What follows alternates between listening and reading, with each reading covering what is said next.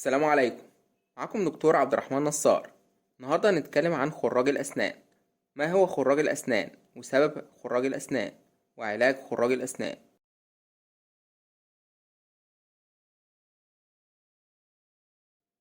أول جزء، ما هو خراج الأسنان؟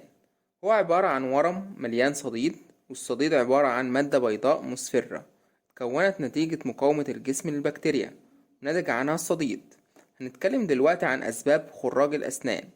أول سبب معانا وهو تسوس الأسنان عند وصوله العصب، واتكلمنا قبل كده عن تسوس الأسنان، هيظهر في الآي اللي فوق، أنصحكم إن انتوا تشوفوه. هتعرف دلوقتي ازاي يبدأ الخراج يتكون بسبب التسوس. أول حاجة هنشرح تكوين السن أو الضرس عشان نقدر نعرف ازاي بيتكون خراج الأسنان. بيتكون الضرس أو السنة من 3 طبقات، هنسميهم مثلا الطبقة الأولى ودي اسمها طبقة المينا، والطبقة رقم 2 ودي طبقة اسمها العاج، والطبقة رقم 3 أو التالتة وهي عصب السن أو الضرس. أول حاجة تسوس الأسنان بيبدأ في الطبقة الأولى وهي طبقة المينا. يبدأ التسوس زي نقط سودة صغيرة أو خط أسود في الضروس الخلفية. وطول ما التسوس في الطبقة دي احنا مفيش أي ألم، لأنها ما بيكونش فيها أي إحساس بالألم. فللأسف التسوس بيزيد ونبدأ نروح للمرحلة التانية، وهي وصول التسوس طبقة رقم 2 وهي طبقة العاج. وهنا المريض هيبدأ يحس بألم للأسف، وهيكون بسيط وهيكون ألم مع الأكل والحلويات. وأغلبنا بيجي لدكتور الأسنان بيبقى فيه ألم مع السكريات، والألم بيروح أول ما السبب يروح على طول بمجرد زوال السبب، يعني ما بيفضلش مستمر الألم لفترات طويلة. وهنا لو المريض راح لدكتور الأسنان عشان يشيل التسوس، بكده هيمنع تكون خراج الأسنان. ولو سبب التسوس هيزيد، مع الأسف هيوصل للتسوس للطبقة التالتة وهي عصب السن أو الضرس. وهنا الألم هيبقى شديد جدا، وهنا هيبقى الأكل الساخن والساقع، وأحيانا يبقى الألم مستمر حتى لوحده من غير طعام. هنا لازم المريض يروح يحشي الضرس أو السنة حشو عصب لمنع تكون خراج الأسنان. ولو المريض مراحش لدكتور الأسنان، هنا هيبدأ المريض ياخد مسكنات ومضادات حيوية كتير عشان يسكن الألم. ده طبعا تصرف غير صحيح. لازم الذهاب لطبيب الأسنان عشان يتم حشو الضرس عصب، لأن المسكنات والمضادات الحيوية الكتيرة بتدمر الكلى وبتعمل تقرحات في المعدة.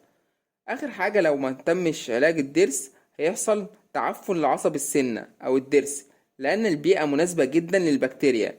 فهنا هيكون مفيش ألم طبعا، والمريض هيفتكر إنه عالج الضرس كده. للأسف هيتم تعفن العصب السنة أو الضرس، ويتم تكون خراج الأسنان. وهنا هيبدأ تكوين خراج الأسنان ويبدأ يزيد كل فترة، ويظهر تورم في اللثة في الجزء الجانبي بجوار السنة. بعد كده تورم ظاهر في الخد، وهيكون كبير جدا للأسف إن لم يتم علاجه. كده احنا اتكلمنا عن خراج الأسنان بسبب التسوس. في نوع تاني لخراج الأسنان بسبب الجيوب اللثوية. والجيوب اللثوية بتتكون من بقايا الطعام بين الضروس. لو انت مغسلتش أسنانك، ودي زي ما في الصورة، الأكل أول ما بيبدأ يتراكم بيبتدي مسافة تزيد بين اللثة وبين السنة أو الضرس، وللأسف بيبدأ تراكم البكتيريا أكتر في الجزء ده، ويبدأ التهاب اللثة ورائحة الفم الكريهة. كل ما تزيد البكتيريا بيزيد العمق اللثوي والجيوب اللثوية. السبب الرئيسي لتكوينها هو عدم غسيل الأسنان بالفرشة والمعجون باستمرار، هيؤدي إلى تكوين طبقة اسمها بلاك. الطبقة دي بتتكون بسبب بقايا الطعام، والطبقة دي بتتحد مع اللعاب وتتكون طبقة جديدة اسمها كالكولاس، وهي جير الأسنان. واتكلمنا قبل كده عن جير الأسنان، هيظهر في الآي اللي فوق، أنصحكم إن انتوا تشوفوه.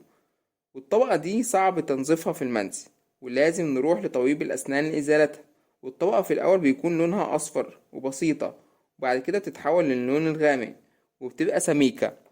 بعد كده لو الطبقة ما اتشالتش هيتم تكون الجيوب اللثوية.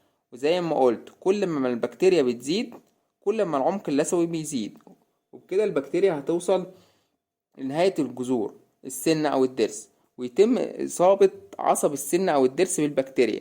وبعد كده يصبح العصب متعفن نكروتيك، تسبب خراج الأسنان زي تسوس الأسنان بالظبط. وبعد كده يبدأ يتكون الصديد ويحصل ورم في اللثة، ثم بعد كده ورم ظاهر في الخد. نتكلم على آخر جزء في الفيديو هو علاج خراج الأسنان. ايه هو علاج خراج الأسنان بقى؟ نقسم علاج خراج الأسنان إلى قسمين. أول قسم العلاج الوقائي، وهو إن احنا بنمنع السبب إن هو يتكون أصلا، بمعنى ان احنا كل 6 شهور نروح لدكتور الاسنان عشان نطمن على اسناننا. بمعنى لو في تسوس نحشيه ونحافظ على اسناننا ونمنع تكون الخراج. تاني قسم معانا وهو وجود خراج الاسنان، ده علاجه بالذهاب لطبيب الاسنان ويتم فتح خراج الاسنان وخروج الصديد، وعلاج الضرس حشو عصب لمنع تكون الخراج مرة اخرى. ده بالنسبة لتسوس الاسنان. بالنسبة للجيوب اللثوية يتم عمل تنظيف الجير عند طبيب الاسنان لعلاج الجيوب اللثوية. والعلاج الوقائي بيتم استخدام الخيط الطبي لعدم تراكم بقايا الطعام بين الضروس وبعضها. طبعا لازم استخدام الفرشة والمعجون باستمرار، مرتين في اليوم، مرة بعد الفطار بساعة ومرة قبل النوم، لتأكد من عدم وجود بقايا الطعام أثناء فترة الليل. وبكده وصلنا لنهاية الفيديو. ما تنساش تعمل اشتراك في القناة ولايك للفيديو. السلام عليكم.